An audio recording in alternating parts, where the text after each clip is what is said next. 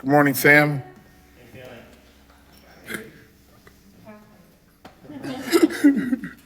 Cool. Okay, so I titled this From How to Why. And if you notice the OW, and I'm kind of like a word nerd, right? So if you look at the OW and how, this first picture here, I swam for about 20 years. When I was 7 years old, I saw Michael Phelps swim in the Olympics, and from that point on, I was like, man, he's doing exactly what I want. He's delivering impact, and he has a purpose behind what he's doing. And so I said, well, how do I do that? And I saw him do it, so I basically copied it. That was 20 years of swimming, going to the Olympics, or not going to the Olympics, going to Olympic trials there in 2012. And it was very, right? And so it was like very hard to kind of do that and just kind of copy, because I felt like I was missing something. So in the journey of trying to provide impact and purpose, I changed the question from how to why, right?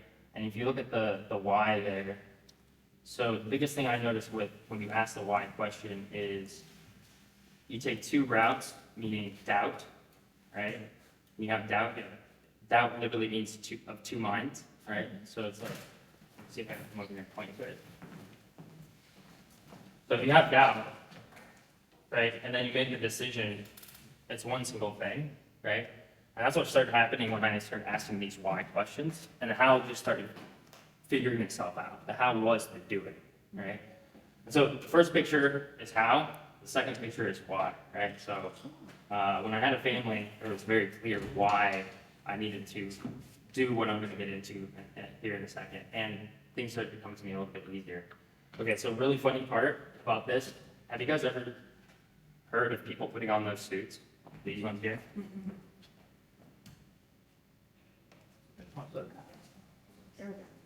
So they're basically rubber to help you like float and swim faster, right? Yeah, they used to have full body suits from here on to here. That one takes me about 20 minutes to put on. There's probably 40,000 people in the stands there, all looking down on 8 people swimming in a race. I was one of them. And probably about 30 seconds after this picture was taken, I went down to tie the suit, and as Carl would say, I went all the way down to pretty much exposing my wiener. It's pretty funny, but yeah. So whenever I get up in front of like people and talk, I always tell that story because it makes people laugh. And I'm like, okay, cool now. I have nothing else I can be more embarrassing. Okay, so the mission is to end child slavery, abuse, and poverty through education. That's just the impulse even. What comes up when you guys see that? Ooh. Yeah. Like what feelings come up? I want to know what kind of brain it is. Yeah? Curiosity? Curiosity, yeah. Okay, so this is the problem, right? So have you ever noticed as you get older, it becomes harder to learn? So if you look at a 3-year-old learning a new language and compare that to a 93-year-old, fundamental change in how quickly they can learn, right? So to understand why that is, or you could take the example of a phone. Like I had my grandma a phone, and it took her like 6 years to figure out how to work. My son picked it up in like 3 days. Right? So to understand why that happens, you have to understand the natural learning ability. So this was a study, actually before I get into that. So in this room, I'm going to show you what, within the first 3 years of your life, 80% of your neural pathways are laid, the first 3 years. So to put a visual on that, right, I literally walked this whole room. So from this point all the way back, that's what happens in the first 3 years of your life. This is all you created the rest of your life. So just to put a visual on it. So if you look at like if you talk to neonatal experts, they'll say the first 7 years are crucial for development, right? Because that's when the foundation of your neural pathways are being laid. This scan, or this study here was done by Iowa University. They took, I don't know the number of adults and children, but it's a pretty good sample size. And basically what they did is they exposed them to 600 new things that they've never seen before, so new experiences. But the children, what they found is there was synapses everywhere, meaning there wasn't, when something would happen, the new experience would happen, it would come in, and then the brain would go like this, right? Whereas with the adults, what would happen is it would come in and immediately go into a highway that already existed. Does that kind of make sense? Yeah. So then the brick wall of understanding. So you guys probably all went to either public school, private school, homeschool, one of the three, right? Okay, so to understand what the brick wall of understanding essentially means is as you're going through school, whatever you're learning, right, you're gonna have 3 types of bricks, right? And this is essentially your foundation, right? That first 3 years, 7 years, and beyond. So a missing brick would be when something isn't covered. So think COVID and how many kids missed science, whatever the subject was. They missed something in there. That would be a missing brick in your wall of understanding. Another part of like the missing brick is because we're moving at the pace of a classroom, right? There's going to be things that are missed. If you talk to teachers, they'll tell you all the time they can't cover everything on the curriculum. It's just not possible with the amount of size that they're carrying through. So that would be an example of missing bricks in your wall of understanding.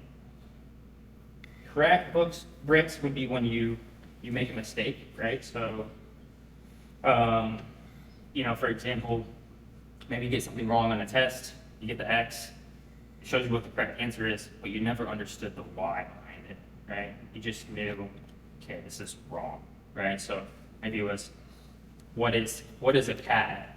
And you did dog, right? But you never actually figure out the reason why it was a cat in the first place. Does that one make sense? Okay, cool.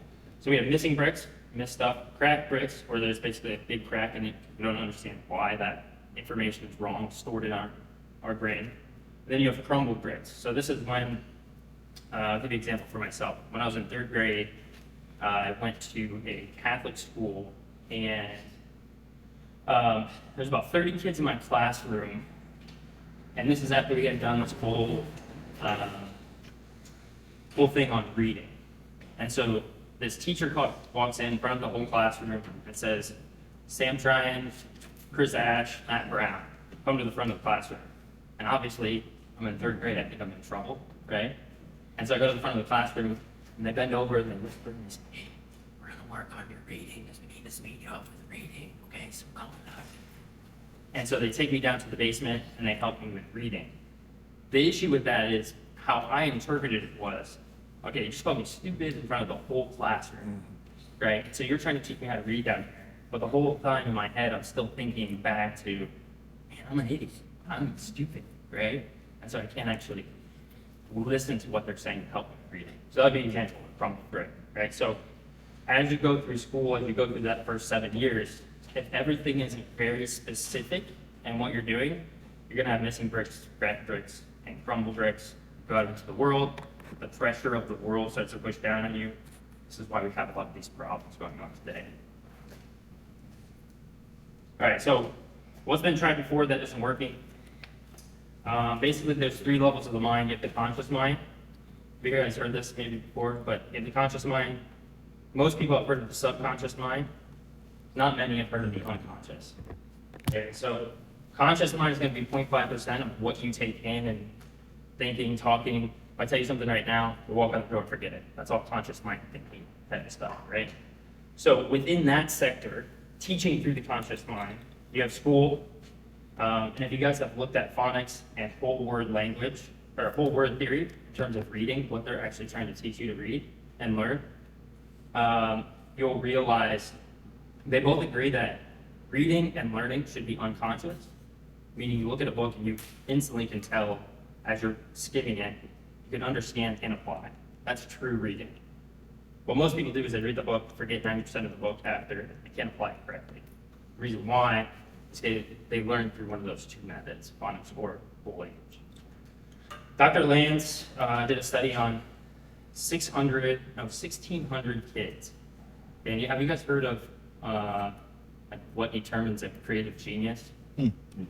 No. No? Okay, so basically it's someone that isn't one-dimensional in thinking, right? Just, we'll put it that way for now. They tested 1,600 students, and at age 5, 95% of them were creative geniuses. 95%. They followed them to age 10. At 10, guess the number? 30%. So it went from 95 to 30%, from 5 to 10. And then from 10 all the way to an adult 18, guess the number? 2%, right? So something's not working there. 1,600 students, it's one of the largest sample size research studies out there around that. Self-taught tutors, right? Hit or miss. So subconscious stuff, right? This is hypnosis. You guys know hypnosis, pretty woo-woo stuff, but some people, there's a lot of like testimonials around quitting smoking, quitting addictions and stuff like that through hypnosis. It can work, it's not permanent. That's the issue, right? Because if you kind of follow them 2 to 5 years later, they're coming back to the hypnosis to try to get fix it again. NLP, drugs, right? So all of those are, 1, not permanent, and 2, not sustainable, right? Can't do drugs all the time. Some people try, but I don't know how well it works. They're not here. Yeah, exactly. So subconscious mind work is about 24.5% of your decision making, the way you see the world. So that was all programmed in within like age 7 to about 14, right? And then you go to the unconscious work, right? So there's 3 ways to change something at an unconscious level to your brain, right? So like I said, 80%, the room up to that cup over there, this isn't changing unless one of these 3 things will happen, right? So traumatic event, sorry, did it go off? No, it's still me. Okay, just flat. Car crash, okay, so my brother-in-law, I won't name names, but I guess I kind of already put it out there. He was, let's just say, a bachelor, right? Really partaked in a lot of different things on the weekends, and he loved that life. Okay, so do you guys know where Flanagan's is? Yeah. Okay, so this is probably, I don't know what day of the week, Thursday, Friday, maybe. I'm sitting with his parents, and they get a call. And what had happened was, where Flanagan's is, you're coming around a bend like this to get over the highway, 270, right? And he has a Jeep, which already has a pretty rollover, yeah, they roll over easy. So he's coming around that corner, right? Flips it 5 times, right? Doing stuff he wasn't supposed to be doing when he got into the car, okay? Within I think it's 2 years. Within 2 years, he was married and had 2 kids. What happened? Enough adrenaline was released in his body when that happened that he was able to make an actual change, right? This is why you see people make big changes after something big happens, right? Okay, so that's 1, not sustainable, right? Can't get into the car crash. Those people with like wingsuits and stuff, this is what they're trying to do, right? They're trying to they love that thrill of adrenaline. 10,000 hours. Okay, so this is what most people are trying to do now. Trying to master skills through 10,000 hours of work. And I mean, it's cool, it can work, but whatever you get down there, it better be precise because you're gonna have to dig it back out. It's not, right? That's gonna take you another 10,000 hours. So, and then what we do, right? So, technical tutor. And so what I can show you.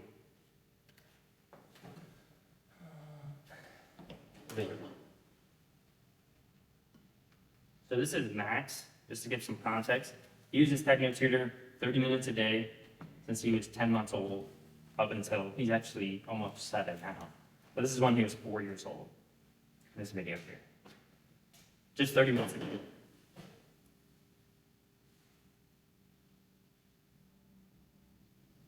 What's else? Can you guys hear it? Yep.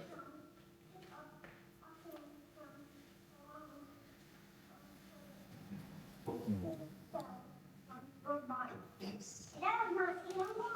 So what do red blood cells do? Explain.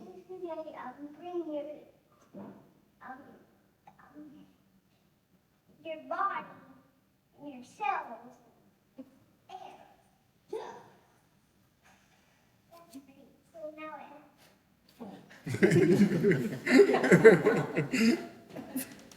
They're pretty cool. So when he was 6, he read 1,100 pages of a high school book, 3 high school books, in under 24 hours, right? Takes me like 2 months. So pretty incredible. But Especially for a boy. I just want to put it in. Yeah. yeah, Anybody with kids, boys at that age, or they don't pay Crazy. attention. Yeah. yeah. So when they're given the right things at an unconscious level, what we found is they're very, very stable, right? Because they understand what's going on around them. But it's still a kid, you know, like obviously a kid. So the market opportunity. So in terms of education, there's 2.1 trillion a year just in the U.S. It's predicted to get to 3.2 trillion by 2030, right? So it's a massive market of education. If you look at what it's producing right now, very few, in very small cases, there's some good stuff, but for the majority of people, 2 out of 3 kids are not reading at grade level or doing math or science at grade level. 130 million Americans cannot read proficiently. What they categorize proficiently as is back of a pill bottle. Can't read it, right? So not necessarily creating the best future with that. And so what we're trying to do in the next 7 years, and I think we have to move a little bit quicker than this, because we do have the solution, is we're trying to get to 1%. These are our 2 target markets. Entrepreneurs, we get 1% of the 31 million entrepreneurs in the US, right? And 1% of the K through 12 kids in the US, that'll put us at 8.6 million clients, right? And we'll be at 60.2 billion, which is only still 1% of the total 3.4, 2 to 4% that it's supposed to be in 2030. So I think we're really lowballing it, but yeah, target customers, you have entrepreneurs, the more you learn, the more you earn, right? So if you guys know this, right? Between you and what you're trying to get to, it's just a piece of education that you need to learn. And that could include doubt, that could include fear, that could include all these things that we don't think is learning, but really it's just getting clarity on those things, and all of a sudden you can move through it, right? Constantly learning new things, yeah, exactly, right? So 300, whether you go with JP Morgan or the UN, 300 million to 800 million jobs will be replaced or updated by AI in the next 7 years, right? And so the jobs that do open up, they're definitely going to require people to be able to think creatively, right? And not one-dimensionally. K through 12, pretty obvious, right?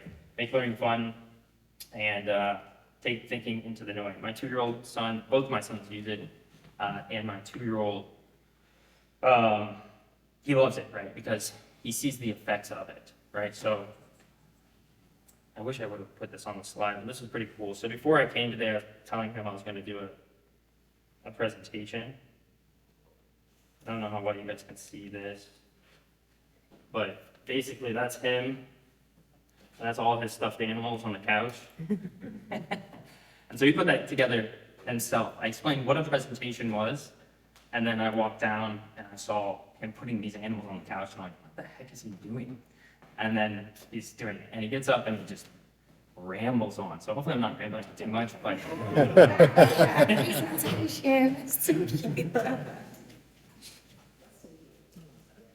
yeah, so our team, I'll wrap up here pretty quick. So the big thing that we're trying to do is, the one is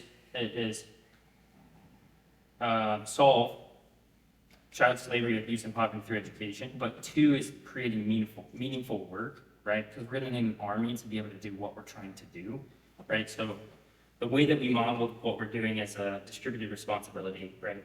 and providing meaningful work for all. So myself, I used to raise capital, and I was a professional athlete swimmer for a couple of years there. And this is business number 7 for me. Cameron and Katie, they were 2 private tutors for 10 years each. They worked in Houston, Texas, and they tutored the son of the Coca-Cola CEO, and many kids like that. So they got some pretty cool experience there. They've tested at the top of 1% of IQ in the world, and they use it every day, the tool. Avery Williams came in a little bit later. He made $30 million with kind of the same model that we're doing. By the time he's 30 years old, he's an expert on bottoms-up movements. Pretty fascinating guy. And then we got these really cool people here. The expert local builder. This is the biggest part of my pitch here, instead of the presentation, right? Yeah. So that's it. I was supposed to say thank you, but you guys.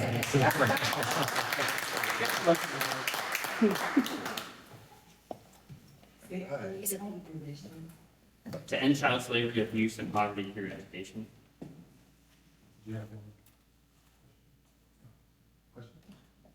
Okay. Oh, I was gonna ask one more thing. I guess it's too late now, so No, it's never too late. Okay, so because it's called why to how, or I'm sorry, how to why, if you guys want to play along and you're open to it, if all the questions could start with why. And if you're not open to it, that's fine. Okay. But I think it'll push me a little bit in terms of, and maybe together to see why is more important than the how. I have one question that's not why. Okay. It's a what. What? Can you tell me what Techno Tutor is? Like, what is the technology? It's a software. Uh-huh. Yeah, there's a little bit of curiosity we're trying to retain by design. Because if you want to see it, we can set up a presentation or something along like that. But yeah, it's a software at the end of the day. And how does it impact the unconscious mind? So I know quite a bit about neuroscience, and there's some really cool stuff on like the non-conscious and all of that. And so I'm just curious how the software is doing that. Yeah, I won't ruin the surprise for you, but I'll give you a little bit. So if you look into Johnson O'Connor, he's a good person to understand in terms of basically GE, General Electric, hired Johnson O'Connor, Harvard grad, worked with the U.S. Air Force, to come in and try to figure out why their workers in the 1920s were not adapting quick enough. What Johnson O'Connor found is that it all revolves around the amount of words that they do, right? So if somebody over here did 10,000 words, and this person over here did 2,000, this person is going to have more of an advantage, right? Because they know more words. Now the mechanism to get by, now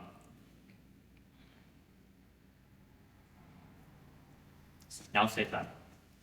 So would you say that Techno Tutor is a reading comprehension tool that accesses that uses the unconscious mind to increase that, like, exponentially? Yeah, so when you know things, you're confident and have self-esteem. When you don't, you have anxiety. So when you know, what we're able to do is take information and bypass into the unconscious, so then you can think adaptively. So think about, like, we're basically creating a bunch of synapses in the brain. Okay, that makes sense? I have a very overconnected brain, so yes, that does Okay. make sense to me. All right, so my question, why the secrecy? Now, I'm asking, Yeah. I think I know why, but, Why I'm do not you interested. Intellectual property, but I also wonder, like, if that is the case, so that's the root of my question, if that's the case, is there more work you need to do so you can actually present the product fully? Because No. Yeah, okay. Definitely not that. You saw Max, I could bring my son in here. Yeah. Definitely not in terms of we don't need no more work on the tool. I think what needs to happen now is the awareness around it and people using it. Because the reason why I don't say the why too is because remember that slide of the Iowa study? Right? So Yeah. how everything goes down a highway that already exists. I told you what it was right now.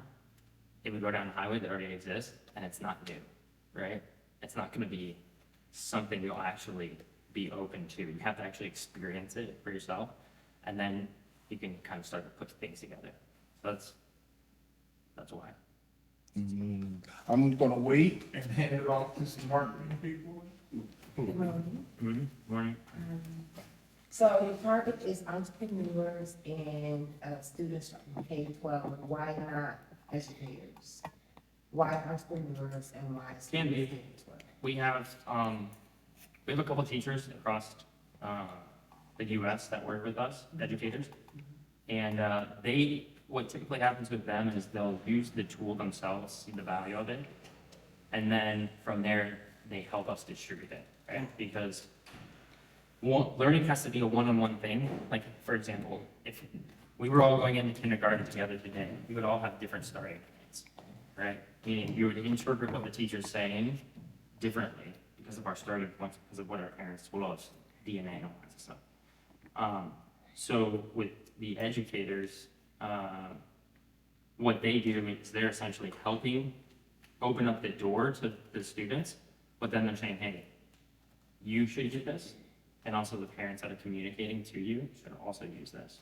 So that's typically what we always see with educators. Thank you. Okay.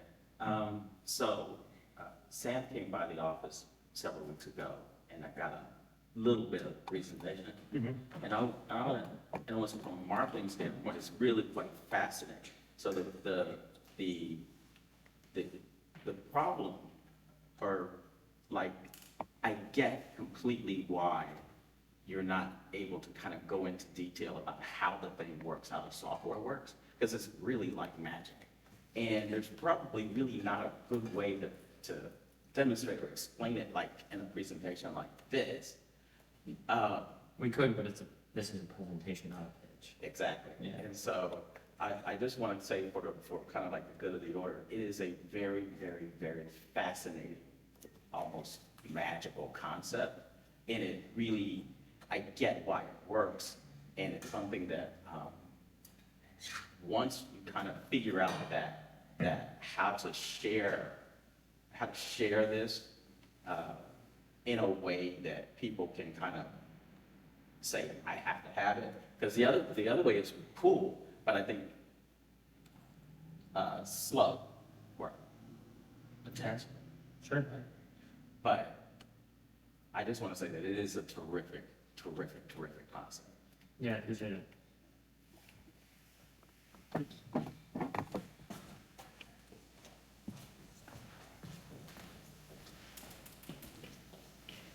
you, sir. So I have two questions. One kind of like the why, and you probably already touched on that before I got here, and the other one's more about how. So why would somebody choose your software over somebody else's? Or which traditionally that they use now? I knew that growing up, when I was a kid, I used like leapfrogs and other things like that. It's outdated now, but I'm sure there's other software that schools are using. So what differentiates you versus others? Yeah, it really goes down to, if you're teaching through memorization, the part of the brain that memorizes, right, which is the conscious mind, right, you're only gonna retain about 30%, if there's a lot of stories involved and a lot of like things that happen. So all of these softwares out there, Bijou, I raised some money for, or attempted, I should say, I attempted to raise some money for Bijou, which is the highest ed tech company out there. They did 20 billion in revenue 2 years ago. And if you look at what they're doing, I would jump on their software. I would love to come back to it. I loved it. I was like, dude, I want to get back on this every day and use it because I'm getting smarter. But then I would do an assessment side by side with it on what was happening. Right? I wasn't actually, my reading speed wasn't getting better, comprehension, my word recognition, it wasn't getting better. So what I realized happened was these ed tech companies, they're definitely trying to provide as much value as possible, but they're in business for business, right? And what's more lucrative? Getting a child hooked on something for profit, right? For the profit, I mean, or actually educating them, right? And so they haven't really cracked the code on how to get it to the unconscious. So that's the biggest thing that makes us different. Okay. And my second question is, so it sounds like this software focuses a lot on understanding, comprehension, and reading. So how does it deal with cultural biases or vernacular? So I know that I grew up with a different vernacular from school when I went home, living in a Black home. And that changes based on your culture and family. And from school, for example, there were a few hours a day, but then I go home. So how does this software help with that? Because especially, speaking as a Black male, I'm judged quite often based on the way that I speak and present myself. So everybody has to present themselves differently. Women have to present themselves differently. So how does this software work with that and deal with, code switching with words and vernaculars and things like that?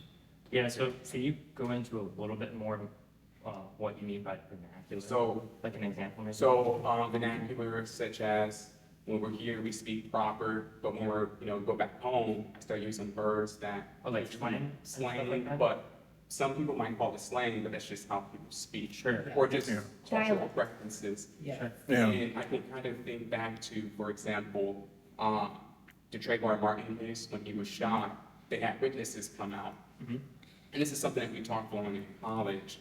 It's, as soon as the witnesses got up there and spoke, they weren't even code switch. Like Don Lennon, he's able to switch up his code, right? So he's able to present himself as, okay, this is what somebody wants to see in the media, but once he goes home, he can switch it up. So being a multiracial, and I grew up in California, I was a minority there, and still a minority here, but I was able to switch up, and I was thinking that with some of my more Hispanic friends, I was able to code switch my vernacular. Yeah. So I work at UCDI now, and it's kind of like a thing, so I have to switch up my vernacular. Sure. But we're also in, some people see it's not the best neighborhood, so I work with the public, and reaching out to these people, I have to switch up my vernacular. So when it comes to students, they're told this is how you're supposed to speak this way, but everybody that they know speaks a different way. And I know for me, growing up with reading, that was a struggle, because everybody I knew spoke a different way.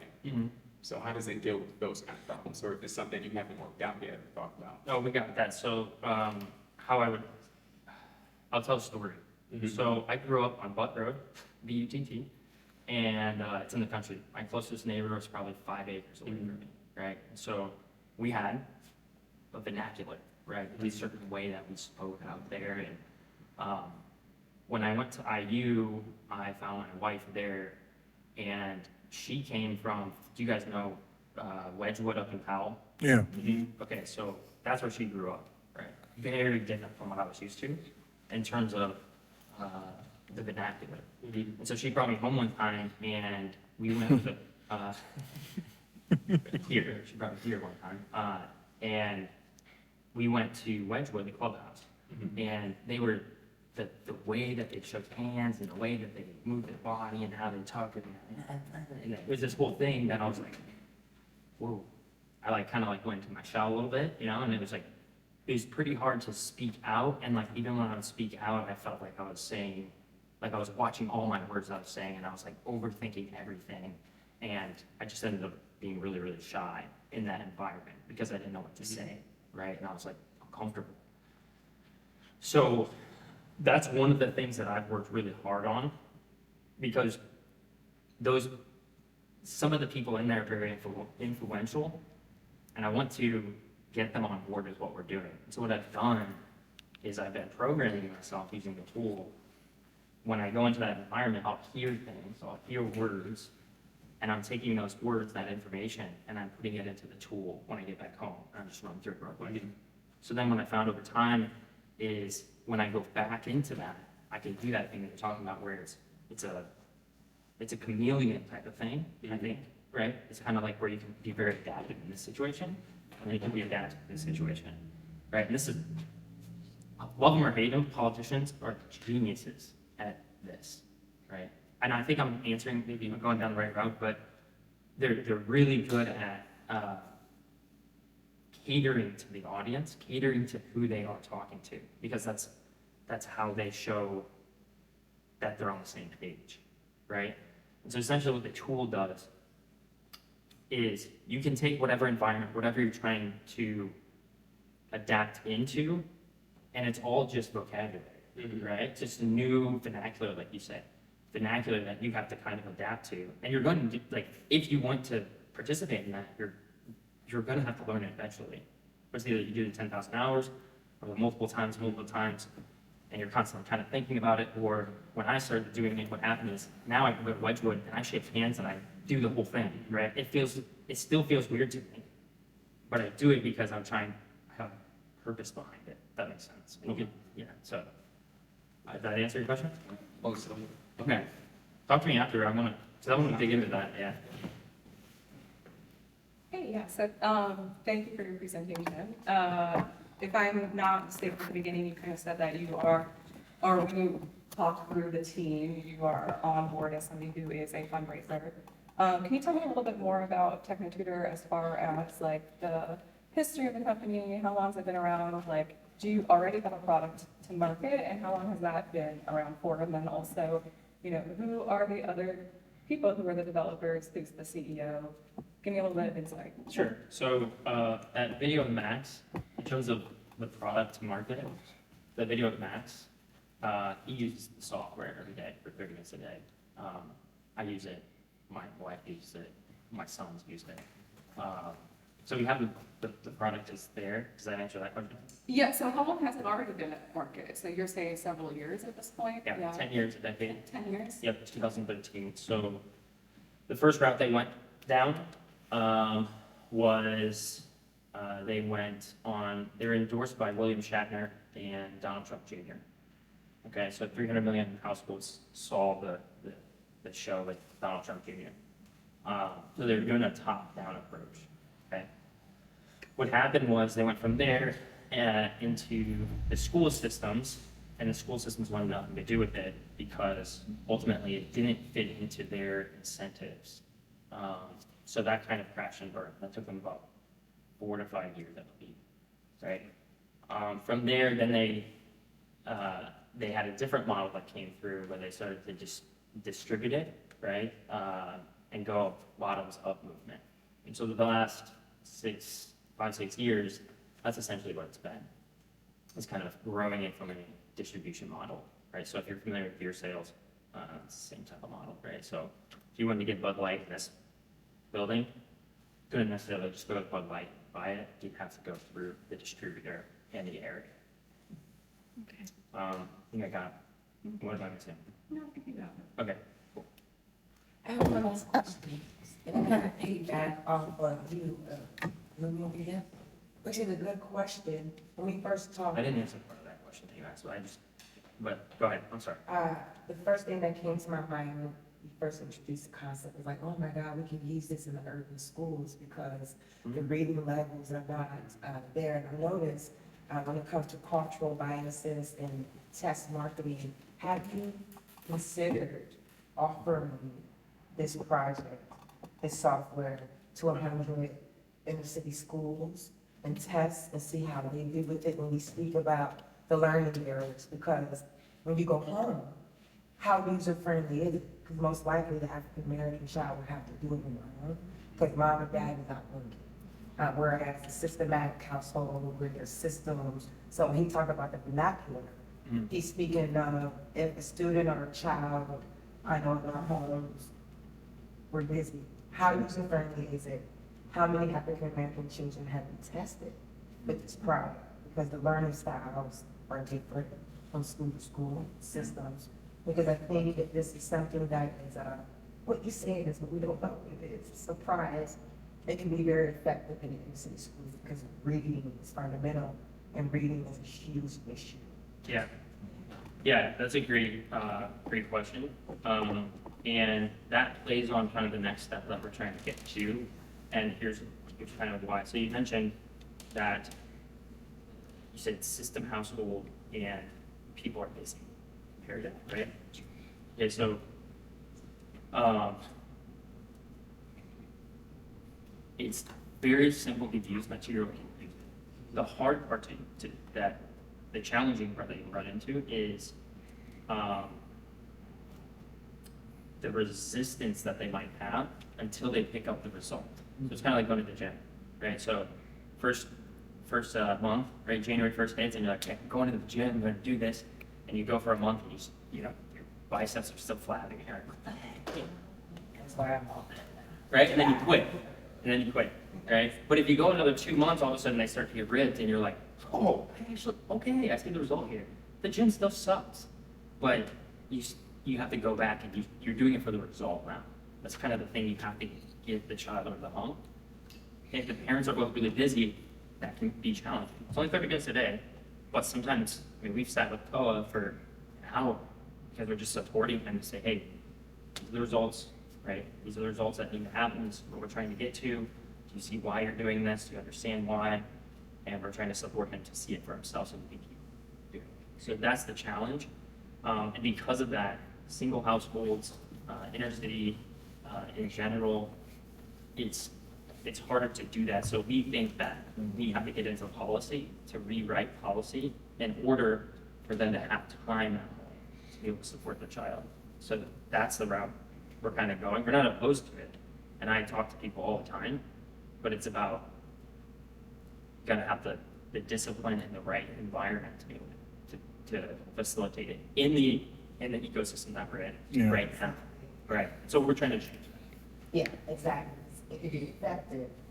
If both parents are home, Right, that's not the case. right. And yeah. Okay, we have another question. Done it.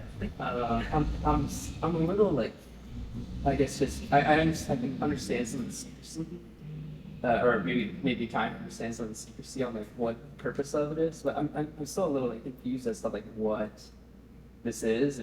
Are you the owner of this? Are you No, it's like a franchise model, right? So I own the distribution rights of Ohio, right? Cameron and Avery and Katie, those are the co-founders. But the way that we set it up now is just a distributed responsibility. Right. So it's a piece of software that if we were interested, we could purchase the software from the rep in that area. Is that okay? Yeah. Okay. That's the part of like providing meaningful work. Because if it just was like a website, right? That has this question on it. It's just a website. All of a sudden, if everybody's buying from the website, we eliminate the opportunity of people being able to take the responsibility of building a business, right? Taking the responsibility of that whole process in meaningful work. Okay. Well, I have multiple questions off of that, I guess. That leads me down another little rabbit hole. It sounds like kind of like a too good to be true, or like a, do you know, like the get rich quick schemes that sort of take place that sounds too nice to be true, and then they offer you in. Yeah. So I'm trying to understand a little bit more about what this is. Yeah. And then also, I guess back to the first question I was asked, like what the purpose was of this, or the purpose that TechnoTutor has. How does, this is a how question, but how does TechnoTutor actually solve that purpose? It sounded like childhood, what was this? Then child slavery. Then child slavery. So what does TechnoTutor do to do that? Through education. And how does education, why is education the solution to solving childhood slavery? Yeah, so if we have a room in here, right, how many people are in here? I don't know, 15 maybe, 15, right? If we all had equal education, meaning we all had level playing field, right? Like, there's 10 pieces of knowledge that are out in the world, or in this room. We all knew them, right? How easy would it be to get along? There'd be no secrets because there's nothing else here, right? So that's a process, it takes time. But that's the idea. It could be 3 generations, you know, but that's kind of what we're trying to get to. Okay, I know we're getting ready to wrap up. How many more questions you think we got here? 2 more here? Okay, And yeah, really quick, so I feel like it's yeah, right here, and then we'll ask our very popular question at the end. I have hard questions. But I think they're good ones to be able to answer and to make the presentation or pitch like stronger. Sure. So I'm an educator.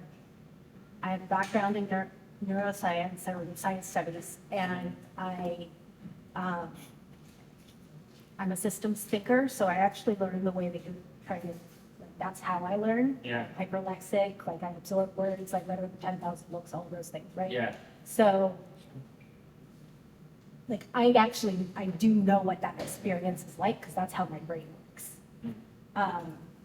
In terms of what experience? The increasing synaptic connectivity. Yeah. So neurodivergent brains are overconnected, and just as a matter of course. And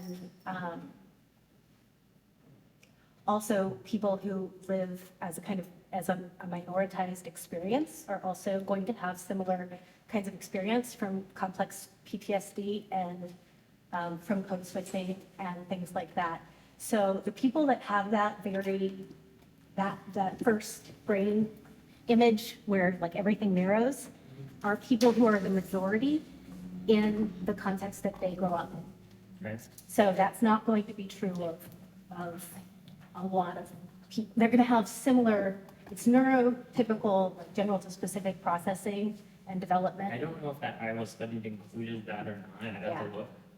I mean, yeah, so just to note that that's describing a very specific set of brains. Sure. And then when you were talking about the unconscious, I find it helpful to talk about muscle memory, and you're an athlete, so that might be a good way to communicate what it means to learn something at an unconscious level. Yeah. So like when I was learning to play piano, I can, there's still songs that I can play, but I can't play them consciously. If I try and play them, I can't play them if my fingers just do, Yeah. right? And Yeah, as a swimmer, totally. that's it. that's it. Mhm. And then just in terms of how you're describing the company, I would sit down and do some really focused work on that, because what it sounds like is a little bit like a rebrand of a product or a company that failed the first time, and a rebrand, and it has this kind of sort of MLM sort of, not that, but like what is intriguing to you about it, like the impact of its use on your life, is not the first thing that's coming out. The confusion about the business model around the secrecy of why is overshadowing everything else that could be really good about this. Yeah. So that's, Thank you, that's really good. It's our last. Yeah, great, thank you for that reminder. I'm gonna go off kind of both of these two last comments as well. And that is, the mission that you stated right at the beginning, incredible mission, incredible vision of wanting to end all of these, awful things that youth are exposed to. And I can see the connection between like education and making sure that that helps. But I guess, if you're open to suggestions, maybe you can take this to your rep, who then can take it up to their rep, that can take it up to the top, that Yeah, just putting a little bit the more- version of it isn't, that's not the model, and I know that comes across, but. Well, yes, thanks. It's more along the lines of like, I think that you've also got a lot of great suggestions here today of how can we take this incredible software, this incredible tool, and put it into the hands of youth who might not have access to it, again, to then prove that you are fulfilling your mission. And I think that's kind of what, I would love to see is the proof of fulfilling that mission, instead of saying, well, it could take decades. Well, like that's not being active then in kind of helping push that mission forward. You're putting that mission there as such a strong selling point, such a strong marketing selling point, that like, I would like to see the receipts to back it up. Yeah. Yeah, I think you have to see, the biggest thing that I realized was, when I met Max, that was a huge point for me, because it was like, okay, he has no fear whatsoever, and when he's put into a situation, he can walk up to adults, he can walk up to this, he can do that, like, he has a really wide range, but what was really, really cool for me was the innocence that I saw with Max. And so I saw it with my own eyes, right? And that's when I was like, well, this is pretty cool. Because I have nieces and nephews, and none of them are acting like that. And it's not that he's better, it's just that he, like the study, Dr. Land's study, 95% of us were geniuses at 5 years old, but something happened that corroded that over time, right? And now look at the world, right? In general, there's so many different problems. And so it's like, if I can support that and extend that for as long as possible, that's what I'm trying to do. Totally, and that's fantastic. That is great for your experience. I'm just saying, you know, as you are taking this out and not doing so much of a presentation or more pitching, that your personal experience is great, and that's a great jumping off point, but we kind of like, I guess I shouldn't say we, I, as a consumer, would like to see, you know, the receipts on how the company at large is representing that mission. I'm a consumer that spends consciously and votes with my dollars kind of Sure. person, so. Like I'm putting money in. people, like results, is that what you're saying? No, like your vision and mission of like helping out, you know, like ending child poverty, slavery, abuse, like where are you guys putting that into play? Like how are you making that happen and not just in a passive, oh, it'll happen through education in the course of 3 to 4 decades. Like there needs to be, from me, again, only speaking on my behalf as a consumer, I want to see more action out of businesses that I'm putting my money into. Yeah, I think you have to look at our business model to see that. And then you can see, in terms of the vision, yeah, there's parts of that, but basically it starts with re-educating, right? And then from there you get into politics to help rewrite the laws so that we can give families the opportunity to use it most effectively. Right? So that's in a nutshell what it is. I don't know what's. All right, thank you, everybody. We got to start winding down. I do want to say this one thing for your presentation and even your future ones, right? The testimonials. I'm glad you said that. Throw those in there, right? That's what these people want to see. Not necessarily results that you can't put up there, graphs or anything, but if you have testimonials, that video with your son, people seeing that, people actually hearing that testimonial will give them that little bit of, oh, right? That takes them away from how you do it, right? That gives them that interest to, I want to find out how do you do it, right? So with that said, as a community, you know, we're here to ask you the last thing, you know, what is it that we can do for you? Just awareness. Like the biggest thing that I need right now help with is awareness. I try to go to 2 to 3 events every week and just kind of talk to people about it, bring awareness. Typically, if you run into a parent that has doubt around education, it will tremendously help their child, right? Whether it's in school, want to be pulled out of school, whatever it is. And then entrepreneurs that are struggling as well. You know, for myself, I've stabilized my business dramatically compared to what I was doing before, raising capital, not using it. So that's what I would say. All right, great. Thank you, everybody, for coming out.